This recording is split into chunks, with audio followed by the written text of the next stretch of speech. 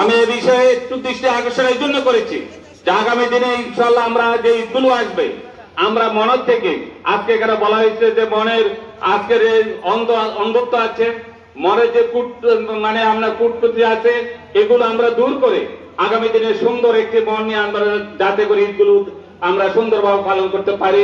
আজকের এখান থেকে আমাদের সিদ্ধান্ত নিতে হবে। সম্মানিত উপস্থিতি, একটু আগে মোহতারাম ইমাম সাহেব একজন ব্যক্তির কথা উনি দোয়া চেয়েছেন। আসলেই সবাড়িয়া সমাজ থেকে আমাদের অনেক মুসল্লি এখানে আসতো, তার নেতৃত্বে হেলাল পাটোয়ারি যে আসসালাম ফাউন্ডেশন কিছু রমজান ঈদে করেছেন, তার প্রতিষ্ঠাতা তিনি দোয়া চেয়েছেন। আসলে তার কি সমস্যা এটা আপনারা অনেকে জানেন না। উনি এমন এক আশপাশের লোকজন তারাও আজকে চোখের পানি ফেলে। সম্মানিত ভাইরা আমার, এই যুবক আমাদের মাঝে ছিল গত ঈদে, আজকে তার চিকিৎসার জন্য যে তার ফ্যামিলি অসহায়, তার ফ্রেন্ড সার্কেল যারা আছে, আসসালাম ফাউন্ডেশনের যারা বন্ধু বান্ধব আছে, সবাই চিকিৎসা আজকে চালিয়ে যাচ্ছে। যেখানে এক একটি কেমো দিতে তার 70-80 হাজার পক্ষ থেকে 2 জন, মাদ্রাসার পক্ষ থেকে 2 জন পিছনে থাকবেন, আর মাঠের দক্ষিণ পাশে দিয়ে একটু খালি জায়গা রাখবেন, যারা পরে এসে পিছনে যাতে নামাজ পড়তে পারে এই ব্যবস্থা করে দিবেন। দক্ষিণ পাশে দিয়ে একটু খালি জায়গা রাখেন। আর আমি ঘোষণা দিয়েছি যে আপনারা সর্বোচ্চ দান করবেন।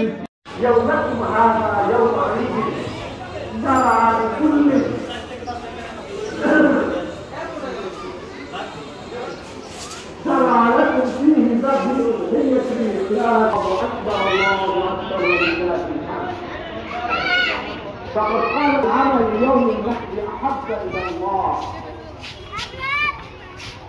من احراق الدم وانه لياتي يوم القيامه بقرونها واسعارها واضغاثها وان الدم هي كعون الله بمكان ادنى ان يقع في الارض فطيبوا بها نفسا.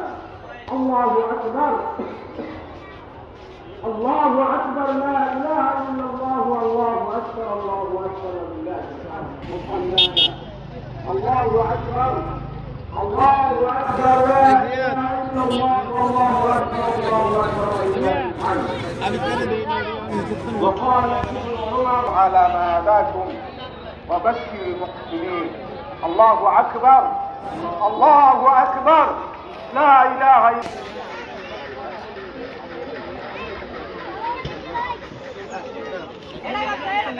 الله.